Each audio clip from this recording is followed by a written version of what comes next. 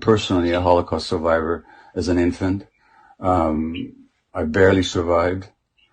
My grandparents were killed in Auschwitz, and most of my extended family was killed. I became a Zionist. This dream of the Jewish people resurrected in their historical homeland, and the barbed wire of Auschwitz being replaced by the boundaries of a Jewish state with a powerful army.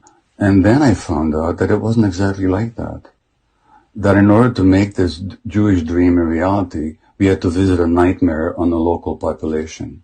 And there's no way you could have ever created a Jewish state without oppressing and expelling the local population. Jewish Israeli historians have shown without a doubt that the expulsion of the Palestinians was persistent, it was pervasive, it was cruel, it was murderous, and with deliberate attempt. So that's what's called the Nakba in Arabic, the disaster or the catastrophe. There's a law that you cannot deny the Holocaust. But in Israel, you're not allowed to mention the Nakba, even though it was at the very basis of the foundation of the state. I visited the occupied territories, Russell, during the first Intifada. I cried every day for 2 weeks at what I saw. The brutality of the occupation, the petty harassment, the murderousness of it, or cutting down of Palestinian olive groves, the denial of water rights, the humiliations. And this went on, and it's much worse now than it was then.